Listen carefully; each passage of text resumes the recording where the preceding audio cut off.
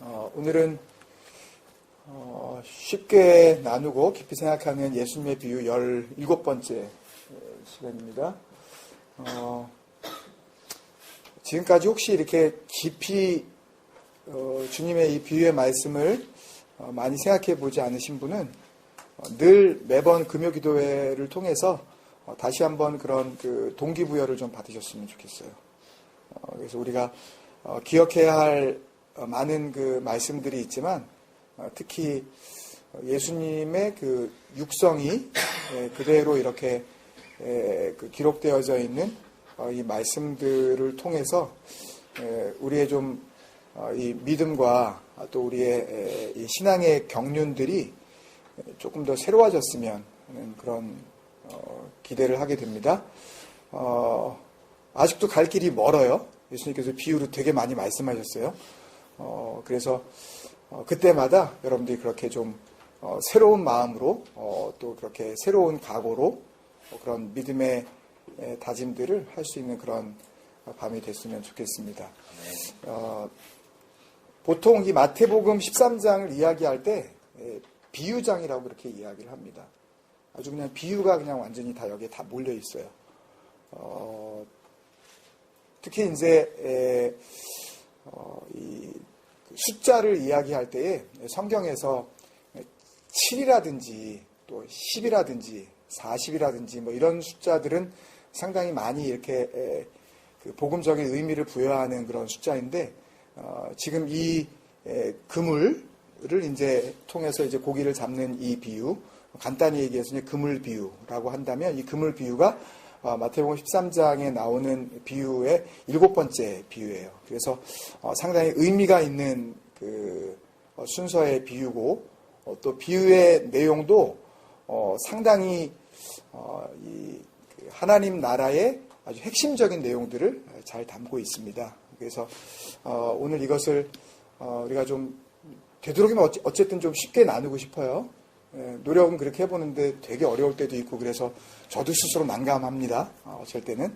오늘 좀 이렇게 쉽게 나누고 다시 한번 그 복음의 핵심, 우리가 주일날도 같이 나눴었던 그 뭐였죠? 핵심, 본질, 로쉐, 혹은 구집사님이 올리셨었던 뭐죠? 뭐 알아도 그만, 뭐 몰라도 그만 있을 수 있지만 그 본질, 모든 것이 여기에 다 걸려있다. 이 두 가지 계명에 다 행원되어 있다라고 하는 그 크레마누미라는 그 핵심이 사실은 오늘 비유하고 굉장히 연결이 되어 있습니다. 그리고 오늘 비유의 말씀을 간단히 정리하다 보면 사실 그 첫 번째 찬양한 곡 있지 않습니까? 십자가에서 주님 내 이름 바꾸셨네. 그 찬양이 왜 우리가 함께 부를 수 있었는지 그런 어떤 그런 은혜도 여러분들이 다 생각할 수 있으리라고 믿습니다. 내용들이 이 비유의 내용을 이렇게 보면 이렇게 읽으면서 우리가 느낄 수 있는 것은 반복이 많이 되고 있다. 비유가 내용이 좀 비슷비슷하다. 지난주에 우리가 이렇게 쌍둥이 비유 이렇게 같이 나누고 했었던 것처럼 무슨 비유하고 무슨 비유가 쌍둥이?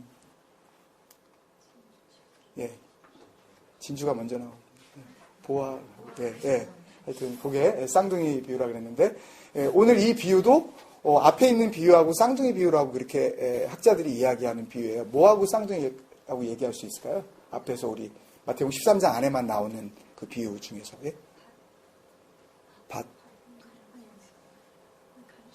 밭은 밭인데 뭐가 심겨진 밭? 잘 때 마귀가 와서 그 독보리 우리가 밀과 독보리 비유라고 그렇게 좀 구분을 했었는데 우리가 보통 이제 알려지기는 가라지 비유 이렇게 알려져 있죠. 그 비유하고 이제 쌍둥이 비유라고 이렇게 이야기를 합니다. 내용이 사실상 거의 똑같아요. 그래서 그 밀과 독보리 비유를 잘 이해를 하면 그러면 이 비유도 우리가 정확하게 복음적으로 해석할 수 있는 그런 능력이 우리에게 이미 주어져 있는 겁니다. 근데 조금 좀 다른 부분도 좀 있어요.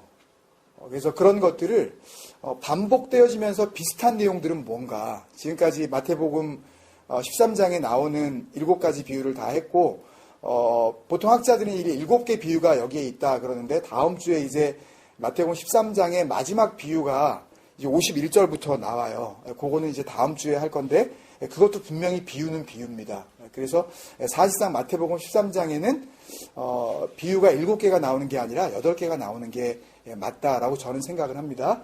어쨌든 뭐 그게 7개다 8개다 뭐 그게 포인트는 아니고요.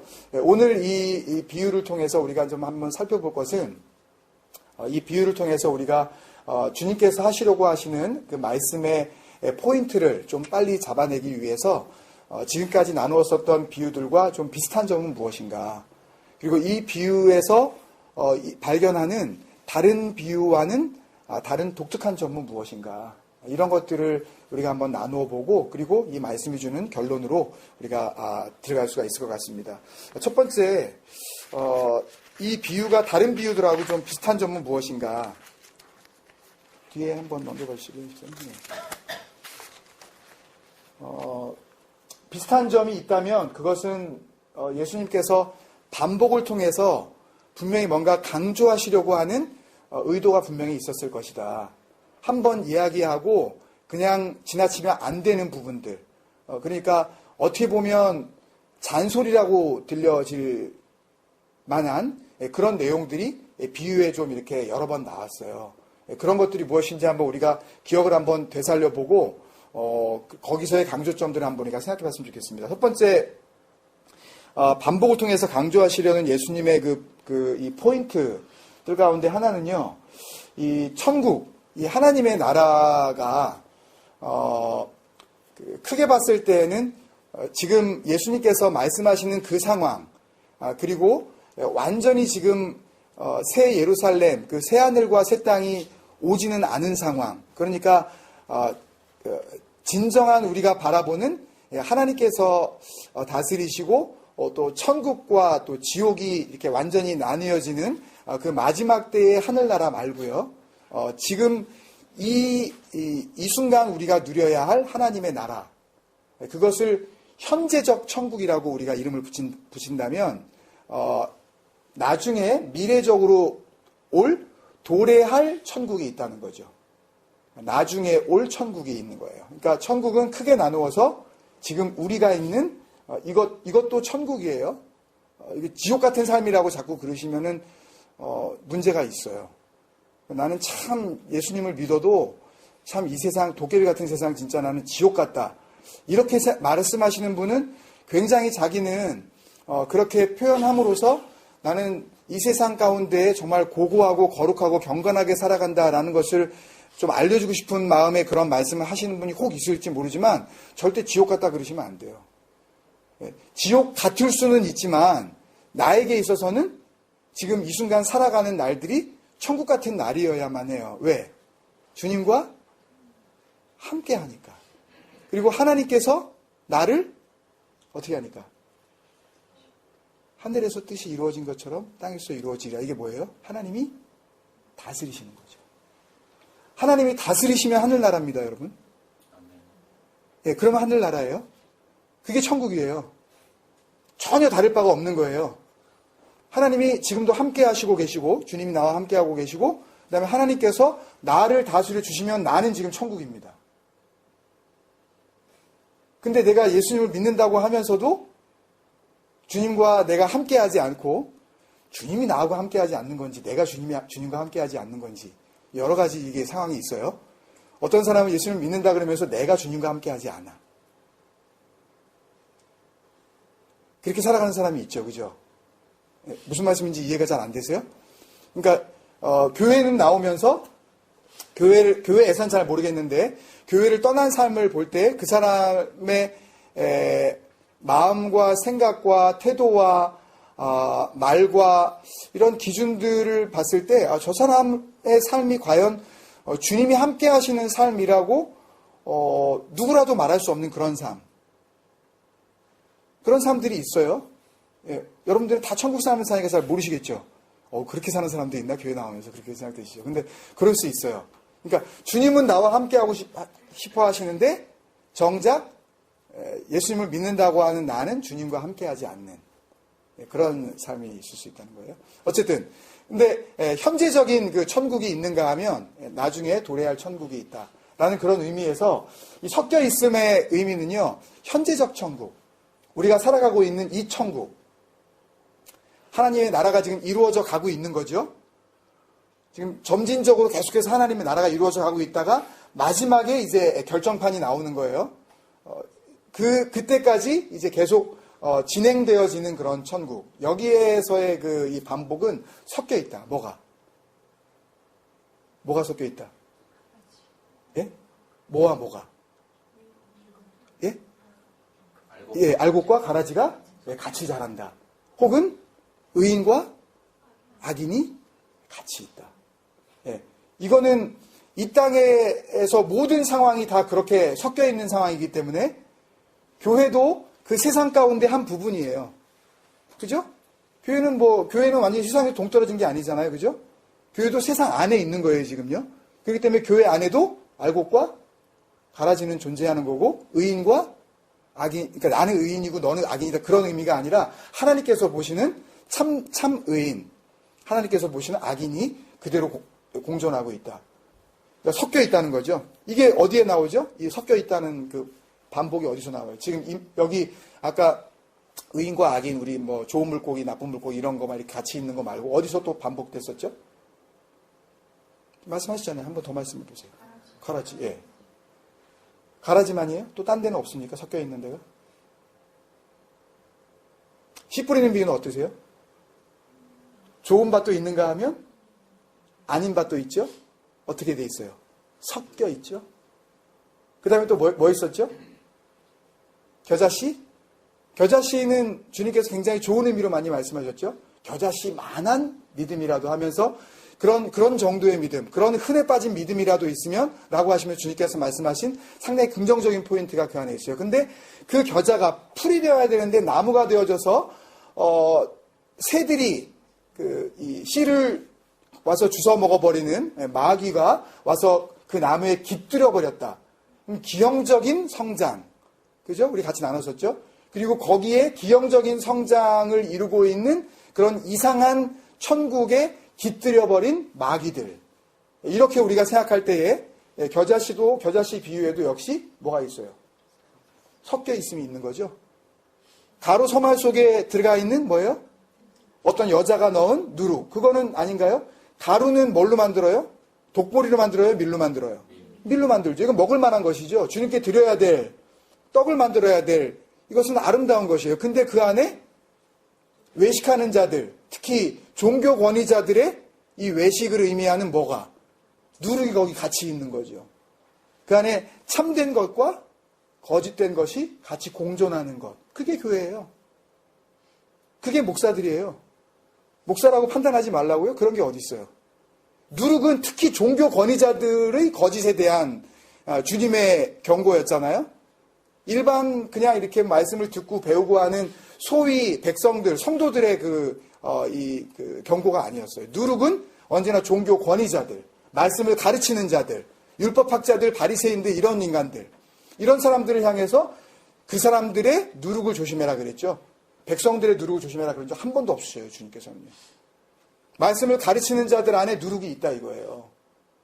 근데 목사면 목사라고 타이틀만 붙으면 다 똑같이 다 가로 서말인가요? 아니에요. 거기에 누룩도 있는 거예요. 뭐가 있다? 섞여 있습니다.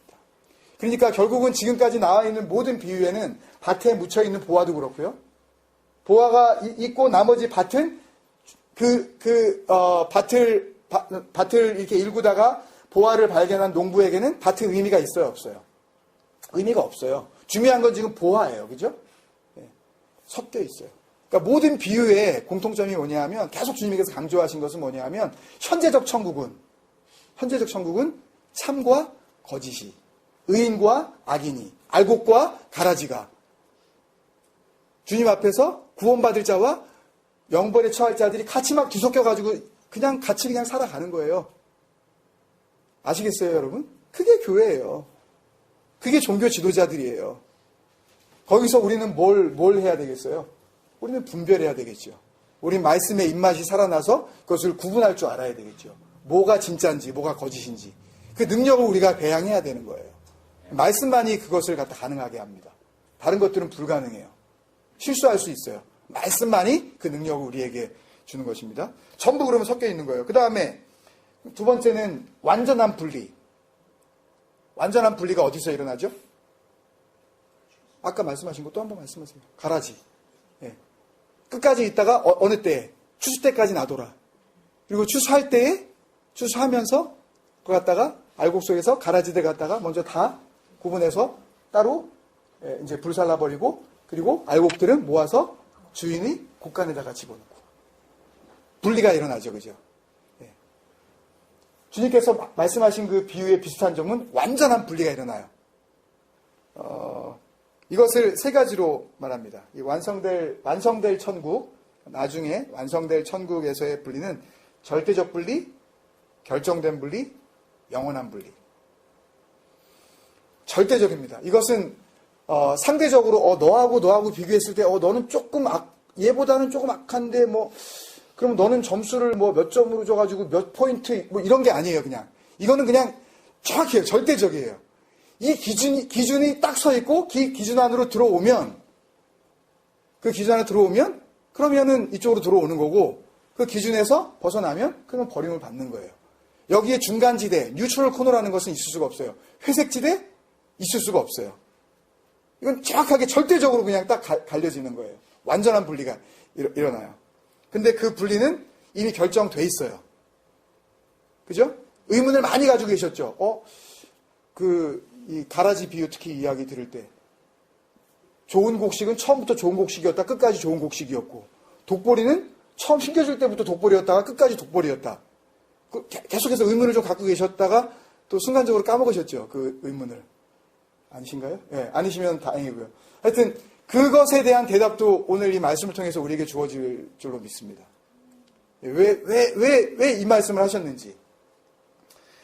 그러니까 가라지 비유에서 보면 다른 것들도 많지만 시간 관계상 좀 나중에 한번 또 보시고요. 그 13장 30절에 보면 어떤 때에 이 분리가 일어나요? 어떤 때? In the harvest time. 추수 때. 그죠? 13장 30절 같이 한번 읽어보실까요? 시작. 둘 다 추수 때까지 함께 자라게 두라. 그죠? 추수 때에 내가 추수꾼들에게 말하기를 가라지는 먼저 거두어 불사르게 단으로 묶고 먼저 하는 거예요. 먼저 잘라버려요. 가라지들을요. 그리고 곡식들은 모아 내 곡간에 넣어라. 그 다음에 금을 비유해서 49절에 보면은요. 13장 49절. 이번에는 in the harvest time이 아니라 in the end of the world. 세상의 끝, 마지막 때. 라고 하면서 추수 때하고 이렇게 대꾸를 이루죠. 그때 어떤 일이 벌어져요? 이러하리라. 누가 와서? 천사들이 와서 의인 중에서 악인을 갈라내요. 의인을 먼저 이렇게 하는 게 아니에요. 의인이 쭉 있으면 악인을 갈라내요. 누가? 천사가. 하나님의 사자들이. 여기에 우리의 역할은 없어요. 우리는 그 분리되어지는 대상이 될 뿐이지 누가 의인이야 누가 악인이야 하고 우리가 찾으러 다니지 않아요. 우리는 그냥 있으면 돼요. 그리고 하나님의 사자가 그냥 분리시키는 거예요. 먼저 뽑아가 버려요. 악인들을. 주님께서 직접 말씀하신 거죠.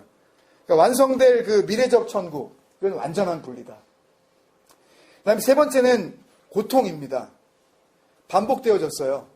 가라지 비유에서도 주님께서 뭐라 그러셨냐 하면 42절에 13장 42절에 그들을 이 가라지들을 어떻게 하냐면 풀무불에 던져 넣으리니 거기서 어떻게 해요? 울며 이를 감이 있는데 오늘 50절에도 보면 또 풀무불에 던져 넣으리니 거기서 어떻게 해요?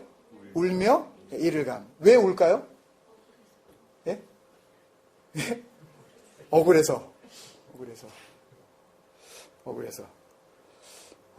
억울한 뒤에도 그게 연결이 되는데 운다는 것은 좀 후회를 의미합니다. regret 하는 거예요.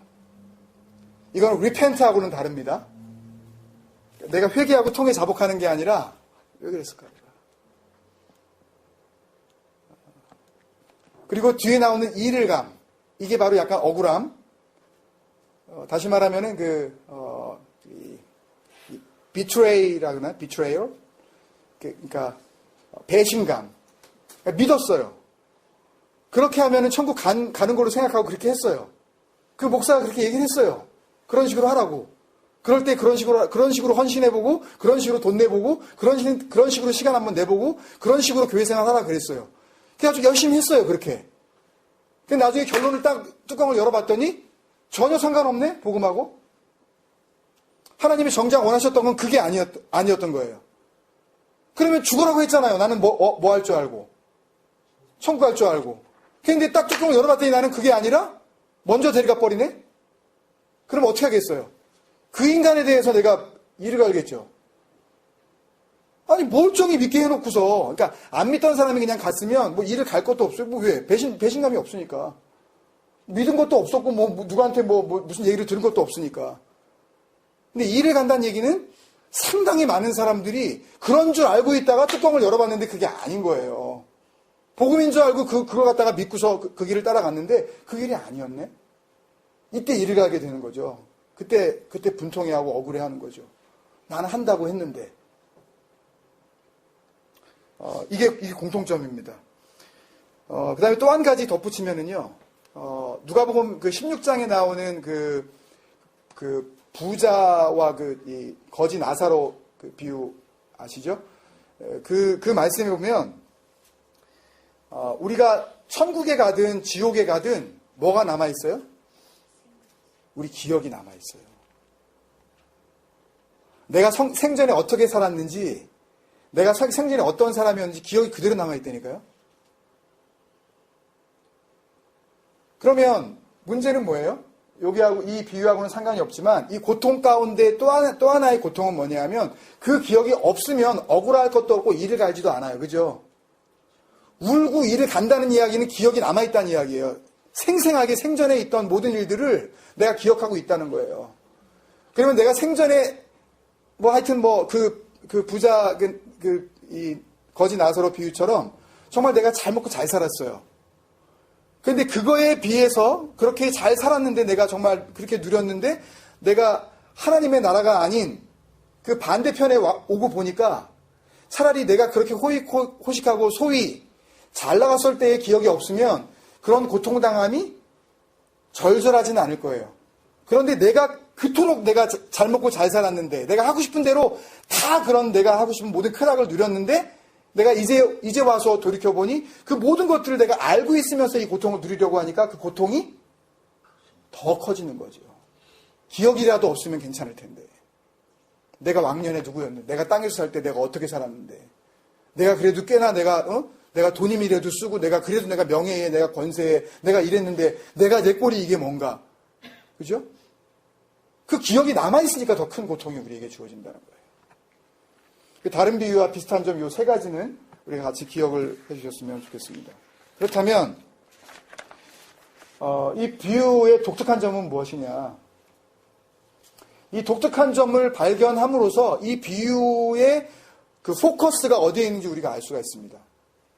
첫 번째, 그 내용을 보면은요, 바다에 각종 물고기를 모는 그물과 같으니 그러면서 그냥 바다에 물고기가 그냥 원래 있는 거는 있는 거잖아요. 우리는 그렇게 상식적으로 알고는 있잖아요. 그렇지만 예수님의 비유를 통해서 그 물고기들이 어떻게 바다에 들어갔는지 그 과정이 없어요.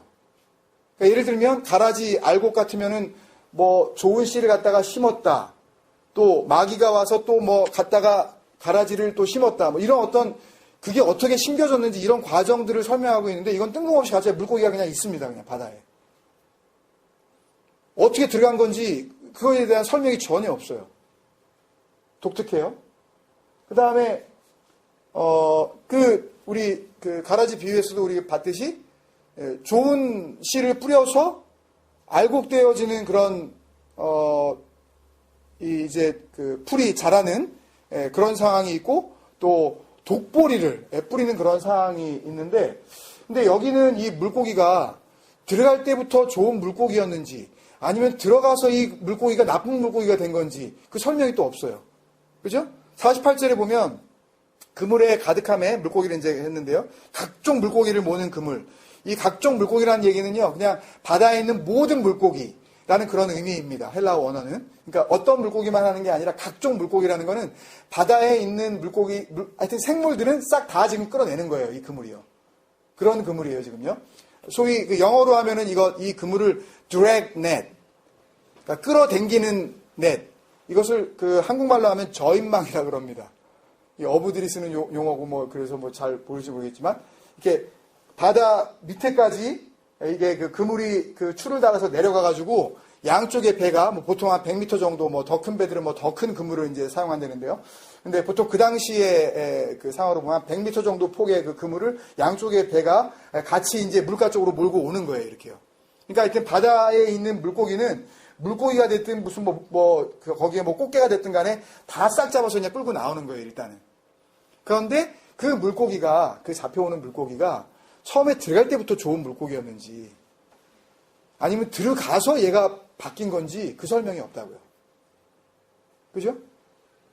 그 다음에 세 번째는 물고기들이 뭐 얼마나 성장했냐, 뭐 물고기 사이즈가 얼마냐, 이게 뭐 작은 거는 뭐 또 놔줘야 되냐, 뭐 이런 어떤 그 성장, 비성장 굉장히 중요하잖아요. 그죠? 성장, 비성장 이게 굉장히 중요하잖아요. 특히 이 믿음에 있어서 자라나는 거 이거 굉장히 중요한 부분이잖아요. 근데 그 부분에 대한 것도 언급하지 않아요. 그리고 이 비유를 보면은요, 사람이나 또는 마귀나 예수님을 상징하는 어떤 의미의 단어도 나오질 않아요. 오로지 나오는 건 누가 나와요? 천사. 예? 천사만 나와요. 아무도 등장하질 않아요. 다시 볼까요? 또 천국은 마치 바다에 치고 각종 물고기를 모는 그물과 같으니 누가 모는지 모르겠어요. 그물에 가득함에 물가로 끌어내고 앉아서 좋은 것은 그릇에 담고 못된 것은 내버리니라. 누군가가 이거를 갖다가 좋은 것하고 나쁜 것을 가리는데 그걸 누가 하냐면 49절에 주님께서 설명해 주시기를 누가 와서 하냐면 누가 와서 천사들이 와서 의인 중에서 악인을 골라내요. 그러니까 좋은 물고기 속에서 나쁜 물고기 골라내는 거를 사람이 하는 것도 아니고 마귀가 하는 것도 아니고 예수님이 하는 것도 아니고 누가 한다? 천사가 한다. 이렇게 말씀하시고 계시잖아요. 그러니까 마지막 때의 그 분리는 분리하는 그 역할을 맡은 분명한 이 사역자들이 있다는 얘기죠. 하나님으로부터 보내진. 그 다음에 그 전 가라지 그 비유를 보면 그 의인들은 43절에 보면 그 의인들은 자기 아버지 나라에서 해와 같이 빛나리라. 뭐 이러면서 어떤 그 보상의 어떤 그 수준 혹은 어떻게 축복을 받을 것인지 하늘나라에서 어떤 대우를 받을 것인지에 대한 어느 정도 상상할 수 있는 언질이 있어요. 언급을 했어요. 근데 이거는 의인에 대한 얘기는 좋은 물고기에 대한 그 보상은 컴펜세이션은 어떻게 되는지 전혀 얘기가 없어요. 그죠? 좋은 물고기한테 물고기 밥을 더 준다든지 아니면은 뭐 나쁜 물고기 골라내는 동안 뭐 저기 잘 살기 위해서 뭐 조금 이렇게 그 좋은 어항에다가 뭐 이런 것도 전혀 없고 뭐 신선한 물을 넣어준다든지 아무런 보상이 없고 의인은 지금 이 비유에서 뭐에 받기다? 관심 받기. 좋은 물고기는 관심 받기라고 해요, 지금 이 비유는. 이 좋은 물고기가 어떻게 될지에 대해서는 여기에서 주님께서 이런 반구도 얘기하지 않으셨어요. 아무것도 얘기하지 않으셨어요. 그렇다면 이 비유의 초점은 뭡니까? 나쁜 물고기죠. 요거를 50절에서 49절에서 뭐라고 그랬어요? 예? 악인이죠, 악인. 악인의 그 결말에 대해서만 집중하고 계신 거예요. 하나님의 나라가 이렇게 섞여 있었지만 나중에 분리되어질 때에 그 분리되어짐에 그 절대적인 이 대상이 되어질 무리가 어떤 무리냐. 그것에 대해서 주님께서 이 비유를 통해서 사실상 마지막 비유에 주님의 선포가 이제 드러나기 시작을 한 거죠. 그래서 이 비유의 모든 그 초점을 악인에게 우리가 향하고 나쁜 물고기에게 우리가 향하게 한다면 그것은 결국은 이 비유는 악한 자들에 대한 경고다. 그러면 문제는 또 하나 있어요. 누가 나쁜 물고기냐? 그죠? 그러니까 물에서 잡았기 때문에 그 물고기가 썩었다든지 아니면은 물고기가 지금 무슨 병에 걸렸다든지 그런 의미는 아니에요. 물고기 자체가 여기서 지금 좋은 것과 나쁜 것 이렇게 할 때 특히 나쁜 것이라는 그 의미의 그 헬라어 단어는 worthless예요. 무가치한 것. 그리고 좋은 것이라는 의미의 헬라어는 반대로 worthy예요. valuable. 가치로운 것이에요. 그러면 진주나 보화의 비유를 통해서 주님께서 이미 어느 정도 예상할 수 있는 내가 뭘 가치로워하는지, 내가 뭘 보배롭게 생각하는지 이걸 알려주셨단 말이에요. 그래서 우리는 뭐가 악한 것인지 어느 정도 생각할 수가 있어요. 이 말씀을 준비하다가 말씀을 좀 빨리 정리하기 위해서 주님께서 지난주에 우리 교회에게 시편 119편 제 20단락을 보여주셨다라고 저는 생각을 해요.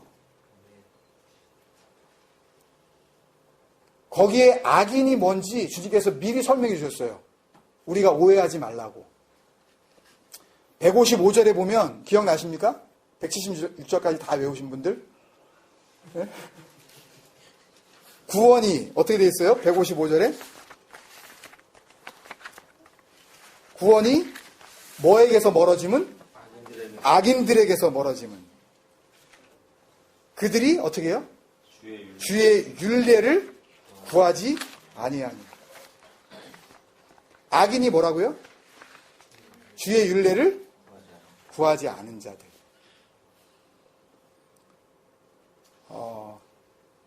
악인은 결국 주님 말씀을 구하지 않은 자들이에요.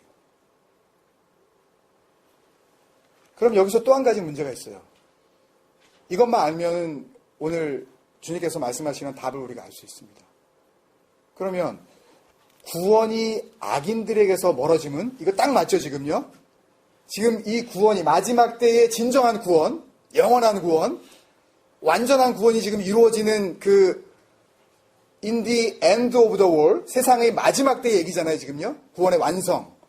근데 그때의 구원이 멀어짐은, 악인들에게서부터 멀어짐은, 그 멀어진 이유가 뭐라고요? 그들이 주의 율례로부터 율례들을 구하지 않았기 때문이다. 그럼 굉장히 중요한 거잖아요. 구하지 않았다는 게. 이 구하지 않았다 할 때 이 구하다라는 단어가 이 다라쉬라는 단어인데요. 다라쉬. 히브리어 다라쉬라는 단어인데요. 구하지 않았다라고 하면 앞에 로가 붙습니다. 로 다라쉬. 여러분들 이건 다 아실 거예요. 그러니까 호세아서에 보면 하나님께서 호세아에게 나타나셔서 너 음란한 여자에게 가서 음란한 자식을 낳아버려라. 아니 선지자에게 뭐 엉뚱한 명령을 내리세요. 무슨 뭐 말씀이 딱 임해가지고 뭐 이스라엘 백성들에게 전해라 이렇게 하지 않고 음란한 여자, 이게 사실상 이게 길거리 여자 이런 의미거든요. 음란한 여인에게 가서 그 다블라임의 딸 고멜에게 가버리잖아요. 그래서 고멜하고 결혼을 했어요. 아기를 낳았죠. 첫 번째 아들 낳았어요. 이름 뭔지 기억나십니까? 첫 번째 아들이 이스르엘이에요. 이스라엘이 아니라 이스르엘. 이게 뭐예요? 이게 뭐냐면 흩어버리다예요. 흩어버리다. 그러니까 가족은 모여야 되는 거고 백성들은 함께 해야 되는 건데 큰아들 낳는데 하나님께서 아들 이름을 갖다가 흩어버리다. 흩어버리겠다 이거죠. 이게 다 흩어버린다. 이스르엘. 그 다음에 두 번째 딸을 낳았어요. 뭐였죠 이름이? 예? 루아마. 루아마는 은총이에요.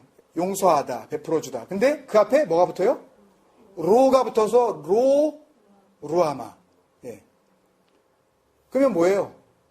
사랑하지 않는다. 용서하지 않는다. 은총 없다. 이거 애를 부를 때 사랑 없다? 용서 안 해? 애를 부르는데 이렇게 부르라는 거예요. 셋째를 하는데 또 아들이죠? 뭐라 그래요? 암미, 나의 백성. 그 앞에 뭐가 붙어요? 로암미. 뭐예요? 내 백성? 아니다. 다시 얘기하면 너 내 자식? 아니야. 애를 부르는데 너 내 자식 아니야? 애를 부르는데 너 우리 아들 아니야? 계속 이렇게 부르는 거예요. 말이 돼요 이게요? 그때 이게 로가 붙은 거거든요. 근데 나라시만 알면 이제 문제는 해결돼요. 나라시는 구약 성경에 굉장히 많이 나옵니다. 대표적인 거 하나만 보고 말씀을 결론 짓겠습니다. 출애굽기 18장 15절이에요. 출애굽기 18장 15절.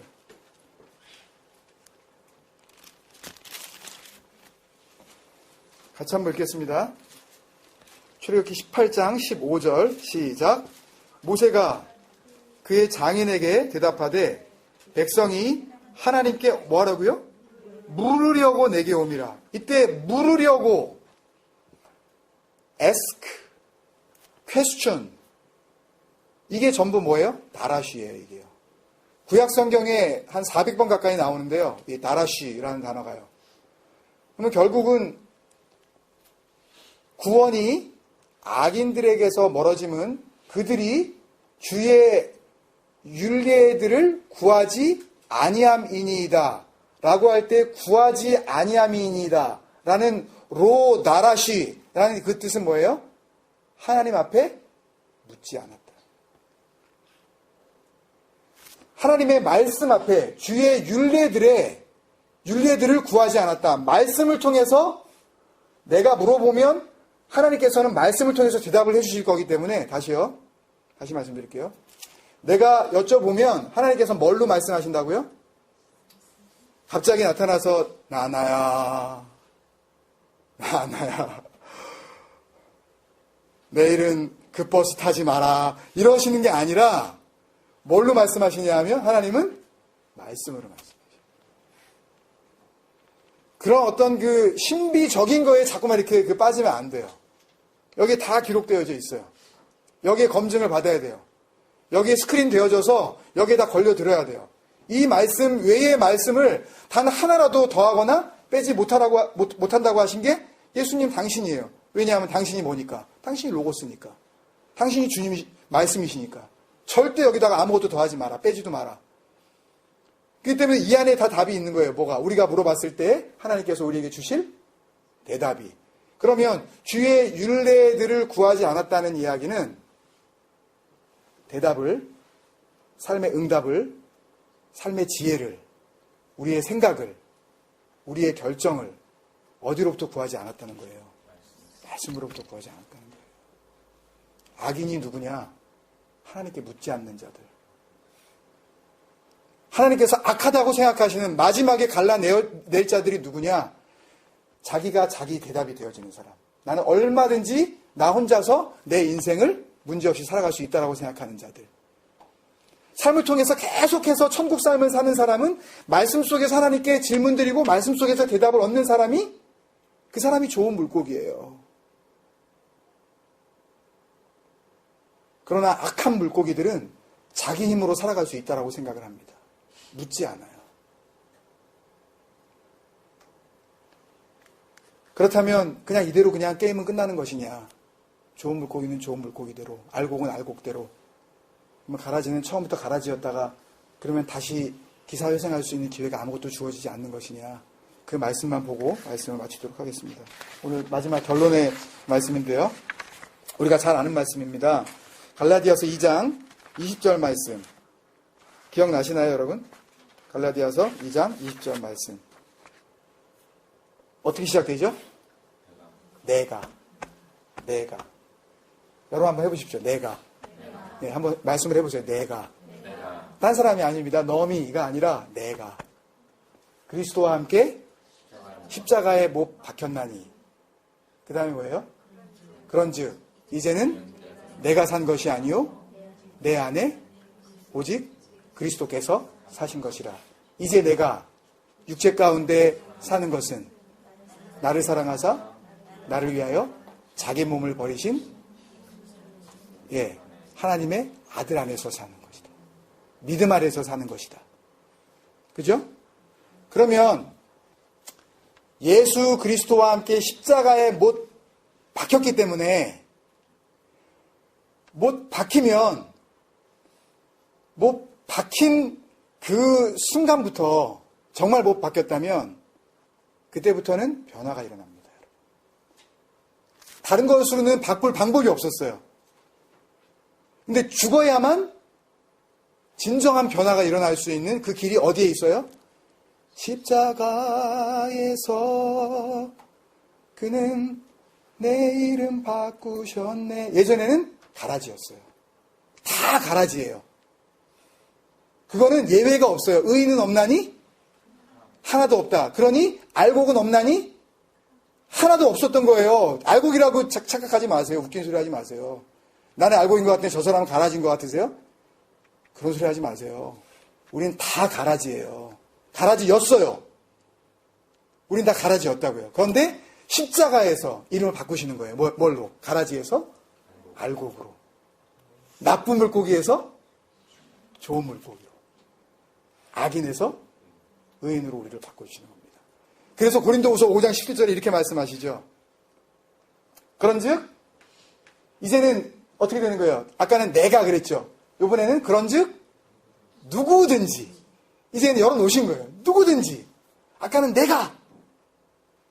이번엔 누구든지 그렇게 하기만 하면 그 다음에 누구든지 그리스도 안에 있으면, 그리스도가 안에 있고 내 안에 그리스도가 있으면, 나는 십자가에 못 박힌 거고 나는 죽고 그리스도로 다시 분명히 살았다면, 그리스도 안에 있으면 이전 것은 지나갔으니 이전 것이 뭐예요? 가라지. 이전 것이 뭐예요? 나쁜 물고기. 이전 것은 지나갔으니, 그리고 주님께서 말씀하시죠. 보라! 딴 거 보지 말고 이것 봐라! 이것만 봐라! 보라! 어떻게 됐다? 새 것이 뭐예요? 새 것이 뭐예요? 알고. 새 것이 뭐예요? 좋은 물고기.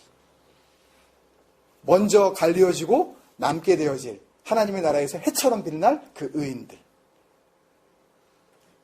새 것이 되었도다.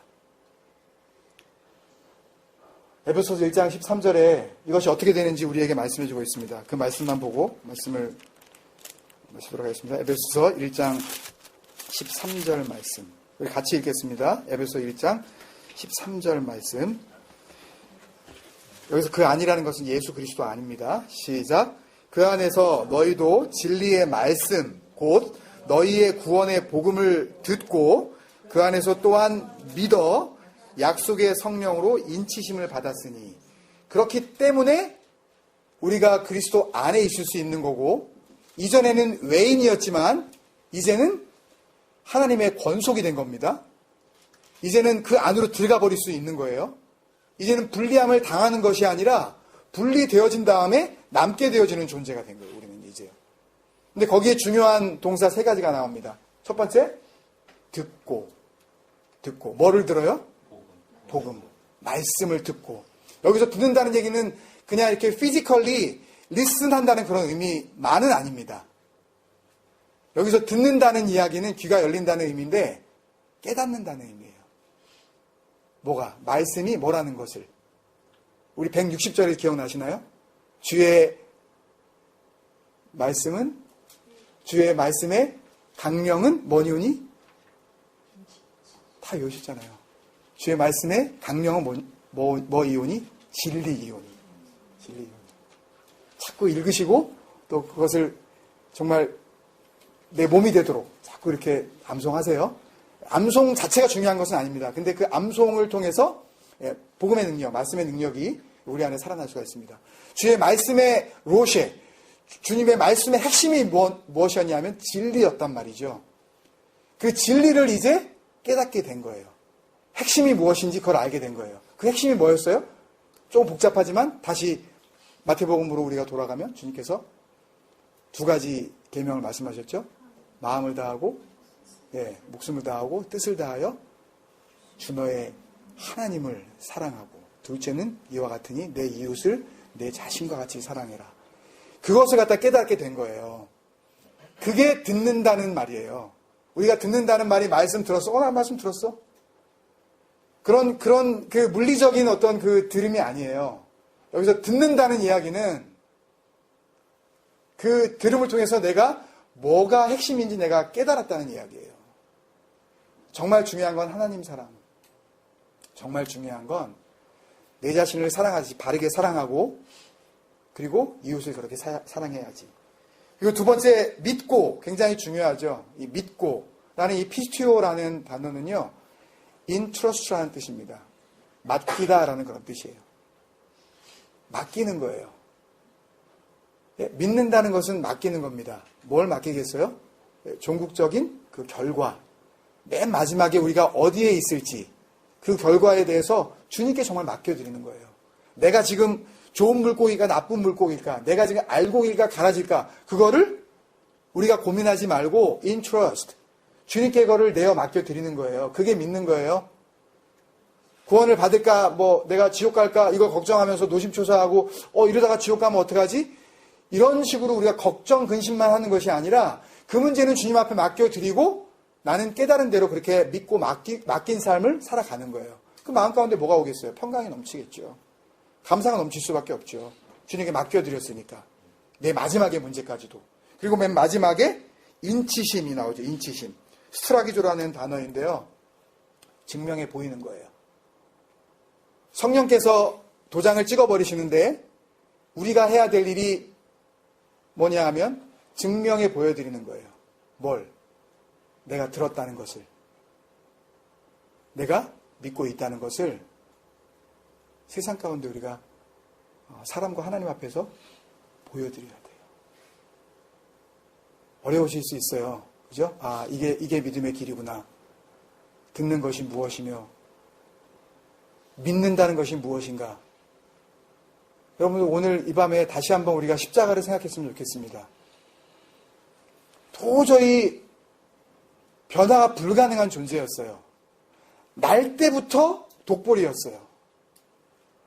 이거는 어떻게 바꿀 수도 없었던 그런 나쁜 물고기들이었다고요.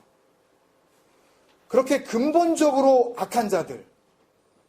에베소 2장 1절에 의하면 허물과 죄로 이미 죽어버렸던 너희들 이렇게 이야기하고 우린 다 끝난 존재였어요.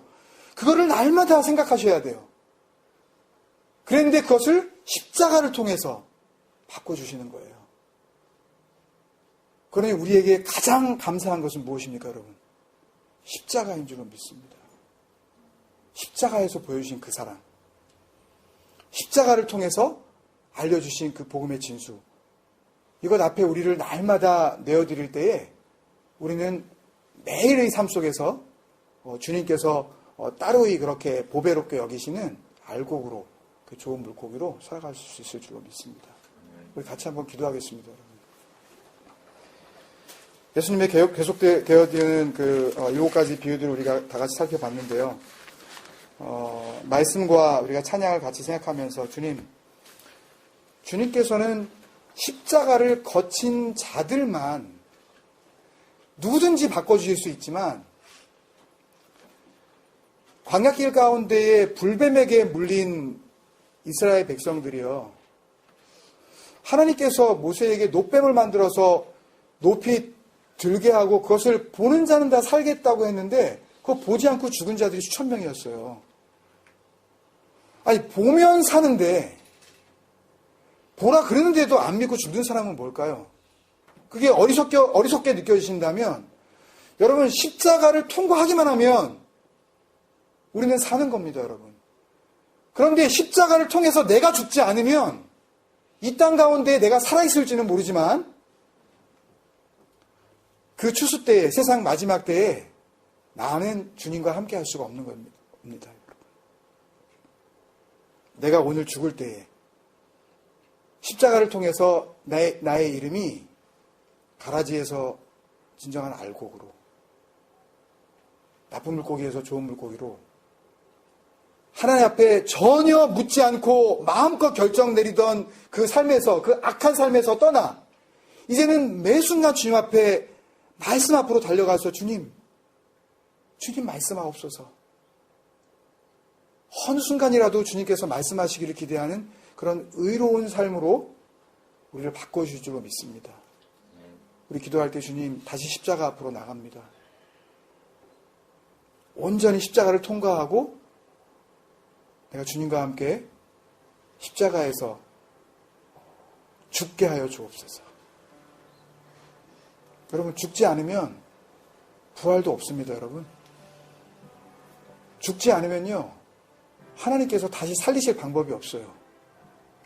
죽은 자만 부활시키시는 겁니다, 여러분. 오늘 이 밤에 주님 앞에 우리 그렇게 고백합시다. 마음의 고백을 드립시다. 주님께서 언제 오실지 알 수 없어요. 오늘 이 밤이라도 주님, 내가 주님의 그 십자가를 바라보며 내가 그 십자가를 온전히 통과하는 진정한 죽음을 맛보게 하여 주옵소서. 십자가에 같이 나를 매달려 죽여주시옵소서. 그리고 주님께서 기뻐 받으실 만한 보배로운 존재로 나를 그렇게 변화시켜 주옵소서. 같이 간절히 기도하고 주기도문으로 마치겠습니다. 같이 기도하겠습니다.